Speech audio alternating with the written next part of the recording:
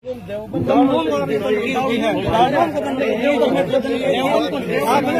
لفظوں میں کہی، صاف لفظوں میں غلط کہا آپ نے، صاف لفظوں میں کہا کوئی اس کو صاف لفظوں میں نہیں کہا۔ السلام علیکم ورحمۃ اللہ وبرکاتہ۔ ناظرین، شعبان المعظم کی آج 11 اور مارچ کی 4 تاریخ ہے۔ مولانا سید سلمان ندوی صاحب کے بیان کے بعد جلسے میں ہنگامہ۔ ادارے کے محتمم مفتی عبدالصمد قاسمی نے واقعے کو بتایا انتہائی افسوسناک۔ ناظرین، خبر تھوڑی تفصیل سے سن لیں۔ ممتاز عالم دین مولانا سید سلمان ندوی کے ذریعے مدرسہ کے سالانہ پروگرام کے دوران عالمی شہرت یافتہ دینی ادارہ دارالعلوم دیوبند اور جمعیت علماء ہند کے متعلق دیے گئے بیان کے بعد تنازع کھڑا ہو گیا، جس کے بعد مدرسہ کے محتمم نے اس پورے واقعے پر سخت افسوس کا اظہار کرتے ہوئے اس کی تردید کی اور کہا ہے کہ ہمیں توقع نہیں تھی کہ مولانا سلمان ندوی صاحب اس طرح کا بیان دیں گے۔ انہوں نے کہا ہے کہ ہم دارالعلوم دیوبند کے نمائندے ہیں اور دارالعلوم دیوبند جیسے عظیم ادارے یا جمعیت علماء ہند جیسی موقر تنظیم کے سلسلے میں غلط بیانی ناقابل برداشت ہے۔ واضح رہے کہ جمعرات کے روز علاقے کے قدیم دینی ادارہ دارالعلوم حسینیہ تاولی کا سالانہ پروگرام تھا، جس میں نامور علماء کرام شریک تھے، جس میں معروف عالم دین مولانا سلمان ندوی بھی شامل ہوئے۔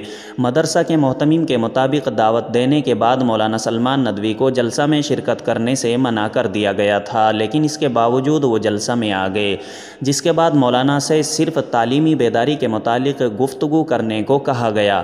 تحریری طور پر بھی ان سے تعلیم کی اہمیت پر ہی بیان کرنے کی درخواست دی گئی تھی، لیکن تعلیم کی اہمیت کو بیان کرتے ہوئے اچانک مولانا ندوی اپنی رو میں بہہ گئے اور انہوں نے دارالعلوم دیوبند، جمعیت علماء ہند غرض کے دیگر دینی اداروں کی کارکردگی کو اپنی زد میں لے لیا اور ان پر خاک ڈالنے یا لعنت بھیجنے جیسے الفاظ کا استعمال کر ڈالا، جس کے بعد جمعیت علماء مظفر نگر کے ذمہ داران نے موقع پر ہی اس کی سخت مخالفت کرتے ہوئے مولانا کے بیان پر اعتراض کیا، جس کے سبب ایک ہنگامائی صورتحال پیدا ہو گئی اور ذمہ داران نے بمشکل ڈیمیج کنٹرول کی کوشش کی، لیکن پورے واقعے کی ویڈیو سوشل میڈیا پر وائرل ہو گئی، جس کو لے کر مختلف قسم کے تبصرے سامنے آ رہے ہیں۔